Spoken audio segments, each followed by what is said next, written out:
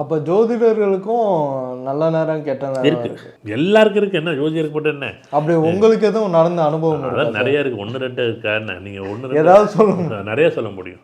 ஒன்றும் இல்லை. நான் வந்து உதாரணமாக வந்து நான் முன்னாடியே சொன்னதை ஒரு நம்ம இதில் பேசியிருக்கோமான்னு தெரியல. ஒரு நாள் சாப்பிட்டுட்டு பெருமாள் கோயிலேருந்து போகக்கூடாது. எதுக்குன்னா பெருமாள் கோயிலேருந்து போகக்கூடாதுன்னு சொல்லுது. ஆனால் பெருமாள் கோயில் பூட்டிட்டாங்க. பெருமாள் கோயில் சாமி கும்பிட்டு பூட்டியாச்சு. கிளம்பலான்னு கிளம்ப முடியலை. என்னடா பண்ணுறேன்னு நினச்சிக்கிட்டு உட்காந்துருக்கேன். கரெக்டாக என் பையன் என்ன பண்ணுறான், வண்டியில் கொண்டு போய் தண்ணி பாட்டு எடுத்துட்டு காரை சாவி உள்ளார வச்சு லாக் பண்ணி விட்டார். 2 மணி நேரம் அங்கே உட்காந்துருக்கேன். 2 மணி நேரம் கழிச்சு காரை சாவி எடுத்து வண்டி ஓட்டிகிட்டு வர்றேன். 2 மணி நேரத்துக்கு முன்னாடி வந்து ஒரு கார் ஆக்சிடென்ட் ஆகிருக்கு. அப்போ ஏதோ ஒரு வகையில் நாங்கள் காப்பாற்றப்பட்டோம்ல. அப்போ நல்லது கெட்டது எனக்கு நடக்குதானே நடக்குது. நான் உதாரணமாக ஒரு பணம் வந்து உதாரணமாக ஒருத்தர் கொடுக்கக்கூடாது. ஆனால் நீங்கள் கேட்குறீங்க, நான் கொடுத்துட்டேன். அந்த பணம் வரலை. அப்போ எனக்கு அது கெட்ட நேரம் தானே. நல்ல நேரம் கெட்ட நேரம் இருக்கான்னு நிறைய இருக்குது. இது 1 2 சொல்ல முடியாது. அழுது புலம்பணும் உங்கள்கிட்ட எல்லாம்.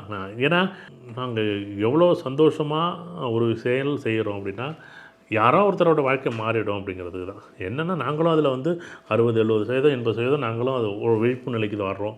நாங்களும் அதை ஏற்றுக்கிறோம். இப்போ நல்லா ஓரளவுக்கு வர்றோம். நாங்கள் இது ஆரம்ப நிலையில் இருக்கும்போது சொல்கிறது. உடனே இன்றைக்கி வந்து இந்த நிலைமையில் ஓரளவு புரிஞ்சுக்கிட்டு ஓரளவுக்கு நான் வந்து இது சரியும் கிடையாது, இது தவறும் கிடையாது நிலைக்கு வந்துட்டோம். அதட்டு ஜோதிடர்களை பொறுத்தளவுக்கு இப்போ கடவுளை ஏதோ நம்பி கிரகங்களை நம்பி நம்ம பயணிக்கிறோம். நல்லது கெட்டதை வந்து நாங்கள் ஏற்றுக்கிறோம். நல்ல நேரம் கெட்ட நேரம் இருக்குது. நல்ல நேரம் இருக்கும்போது பார்த்து நடப்போம். நல்ல நேரம் இல்லைன்னா பார்க்காம நடப்போம். பார்க்காம நடந்தால் கால் வழுக்கிட்டு தான் விழுவும். அதை விட்டு அடிப்படை தான் செய்யும். நல்ல நேரம் இருந்துச்சுன்னா என்ன பண்ணுவோம், பார்த்து பொறுமையாக மெதுவாக நடந்து போவோம். இல்லைன்னா அவசரப்பட்டு வேகமாக போகும்போது கால் அடிபடும். இப்படி தான் எனக்கும் அடிபடுதானே, எனக்கும் அடிபடுது. எவ்வளோ தான் பார்த்து போனாலும் அடிபடும் தான். நீங்கள் ஏதோ ஒரு பந்தை விட்டு அடிக்கிறீங்க, வலிக்க தானே செய்யும். நான் நான் கிரிக்கெட் விளையாடலை.